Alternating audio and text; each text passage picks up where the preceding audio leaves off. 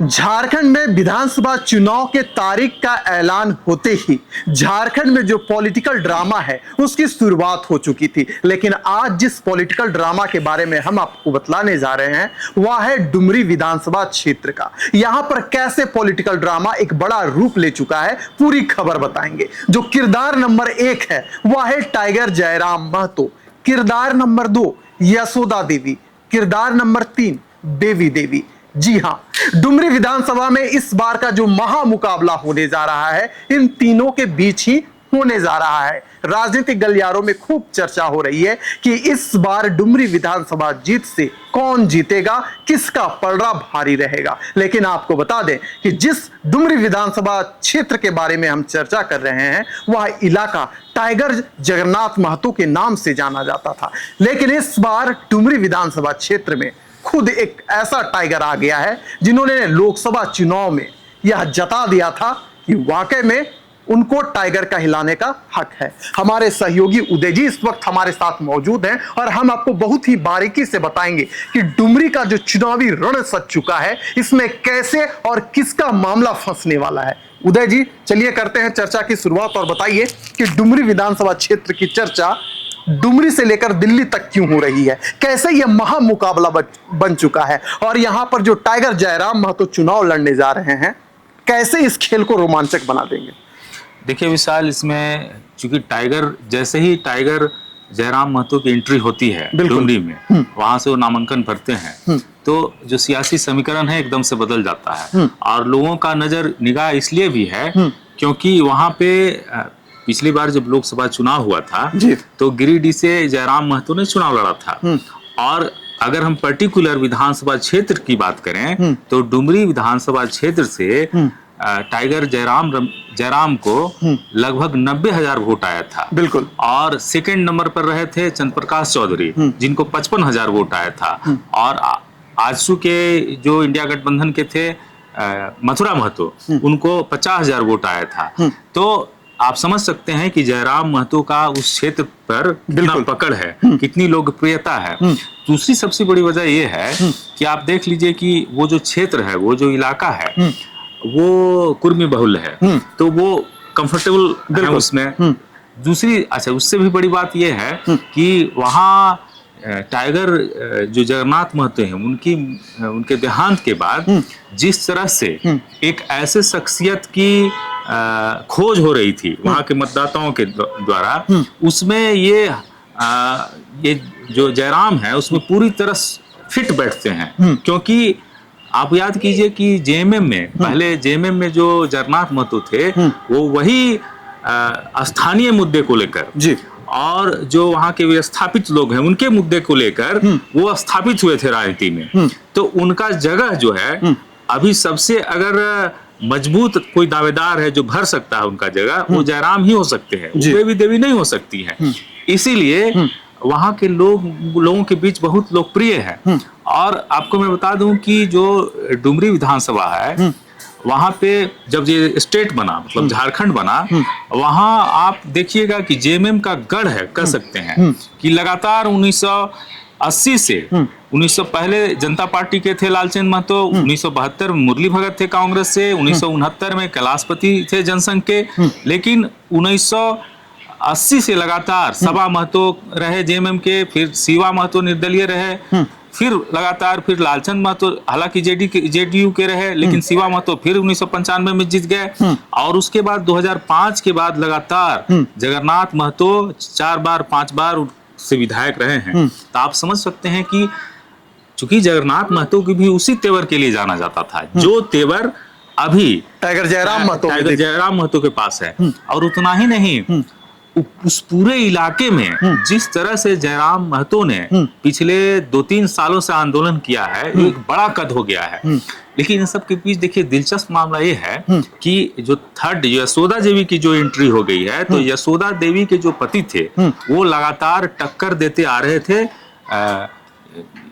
Tiger Jagannath Mahato को, लगातार उनको टक्कर देते आ रहे थे। तो जो थर्ड जो एंट्री हुई है यशोदा देवी के, तो मामला त्रिकोणीय बनता नजर आ रहा है। लेकिन जो जानकार हैं वहाँ, जो जमीनी नजर रखे हुए हैं, उनका कहना है कि बेबी देवी और जयराम महतो में ही सीधा सीधा मुकाबला नजर आता है। तो चलिए, डुमरी का जो खेल है अपने आप में रोचक बनता जा रहा है, रोमांच से भरा हुआ यह जो क्षेत्र है अब तक बन चुका है। पूरी खेल आपको बताते हैं। दरअसल बात ऐसी है कि जब से बिहार से कटकर झारखंड अलग राज्य बना था, 2005 में झारखंड मुक्ति मोर्चा के टिकट पर यहां से टाइगर जगन्नाथ महतो जीत हासिल करते आ रहे थे। 2009 में उन्होंने जीत हासिल की, 2014 में उन्होंने जीत हासिल की, 2019 विधानसभा जब चुनाव हुआ था, रघुवर दास खूब नाम लिया जा रहा था झारखंड में, वैसे समय में जो टाइगर जगन्नाथ महतो है झारखंड मुक्ति मोर्चा के टिकट पर उन्होंने जीत हासिल की थी। लेकिन उनके देहांत के बाद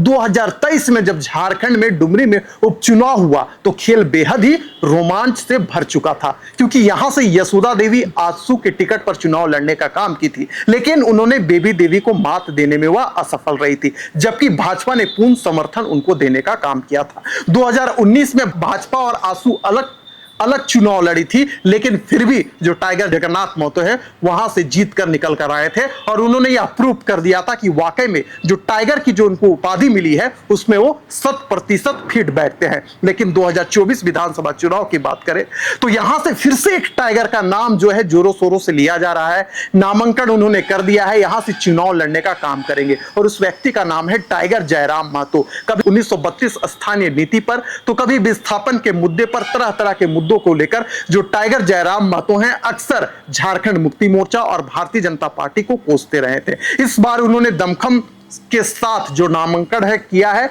चुनाव जब परिणाम आएगा तब पता चल जाएगा कि वाकई में टाइगर जयराम महतो में दम है या नहीं है। लेकिन मैं आपको बता दूं कि जब 2019 में डुमरी विधानसभा में चुनाव हुआ था तो बीजेपी की ओर से जो प्रदीप प्रसाद साहू हैं उन्होंने 36,000 वोट लाने का काम किया था। यशोदा देवी भी लगभग 36,178 वोट उन्होंने लाने का उस क्षेत्र से काम किया था। लेकिन उस समय भी जो टाइगर जगन्नाथ महतो थे उन्होंने खुलकर टाइगर जैसा वहां पर परफॉर्मेंस देने का काम किया था और झारखंड मुक्ति मोर्चा के झोली में टिकट देने का काम किया था। लेकिन इस बार का जो महामुकाबला है वह इसलिए रोचक बन गया है क्योंकि यहां से टाइगर जयराम महतो ने जो है नामांकन कर दिया है। उदय जी, कितना बड़ा फैक्टर रहेगा? क्योंकि देखिए यशोदा देवी भी अगर हम देखें कि ऐसे क्षेत्र में जहां 1990 के दशक में लालचंद महतो जीते थे, 2000 विधानसभा चुनाव में लालचंद महतो जीते थे, लेकिन जैसा ही टाइगर जो नाम था जगन्नाथ महतो की एंट्री हुई थी तो उसके बाद से उन्होंने कहीं उस क्षेत्र में किसी को सटने नहीं दिया। लेकिन जो टाइगर की जो गूंज है इस बार फिर से डुमरी में सुनाई दे रही है। तो कितना असरदार होगा टाइगर जयराम महतो, कितने असरदार होंगे यशोदा देवी के लिए भी और बेबी देवी के लिए भी? क्योंकि हमने देखा कि मुख्यमंत्री हेमंत सोरेन वहां पर पहुंचे थे बेबी देवी जब नामांकन कर रही थी, हुंकार उन्होंने भरने का काम किया था और भाजपा को लपेटे में लिया था। कैसे देख रहे हैं इस महामुकाबले को आप? देखिए विशाल, इसमें दिलचस्प पहलू यही है कि जिस मुद्दे के बदौलत या जो मुद्दा उठाया करते थे जगन्नाथ महतो, लगभग वही मुद्दा जयराम महतो भी उठाते हैं। तो दोनों दिलचस्प, दोनों की लड़ाई एक ही बिंदु पर थी, एक ही पॉइंट पर थी। वो था कि स्थानीय लोगों को रोजगार मिले, विस्थापित लोगों को रोजगार मिले, उनको मुआवजा मिले और 1932 जो खतियान है वो नीति लागू हो। तो दोनों का जो मूल मंत्र है दोनों का एक ही रहा है और इसीलिए वहां की जनता अब जयराम महतो में अपना दिलचस्पी दिखा रही है और मानती है कि यही मेरा भविष्य का नेता हो सकता है।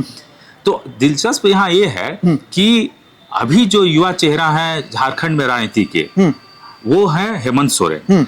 हेमंत सोरेन वहां जाके अब बेबी देवी का प्रचार करते हैं और चूंकि हेमंत सोरेन ने लगभग वो सारे मुद्दों को सुलटाने का या उनको सॉल्व करने का प्रयास किया है जो यहाँ के स्थानीय मुद्दे थे। बिल्कुल।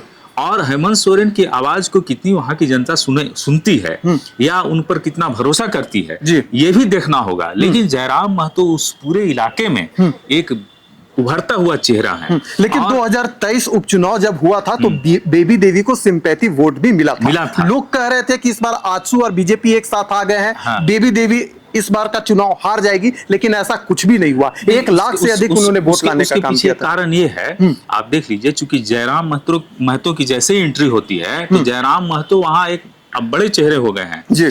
तो जो वोट का जो कॉम्बिनेशन है लगभग वो जयराम महतो कुछ बिगाड़ सकते हैं खेल। जयराम महतो खेल बिगाड़ सकते हैं। भले भाजपा और एक साथ हो गए हैं आजसू, लेकिन वहां जयराम महतो एक बड़ा फैक्टर है।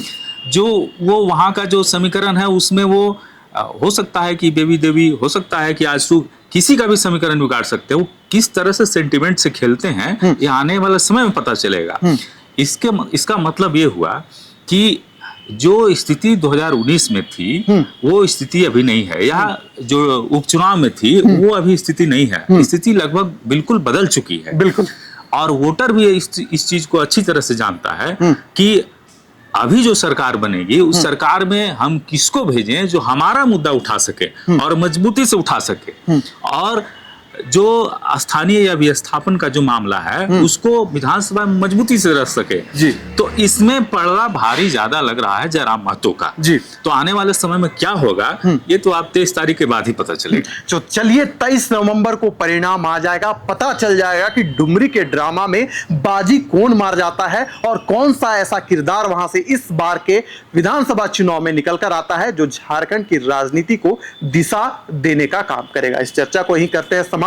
दीजिए इजाजत, लेकिन लास्ट में चैनल को जरूर सब्सक्राइब कीजिएगा और कमेंट में बताइएगा कि इस बार डुमरी विधानसभा क्षेत्र में किसका पलड़ा भारी है।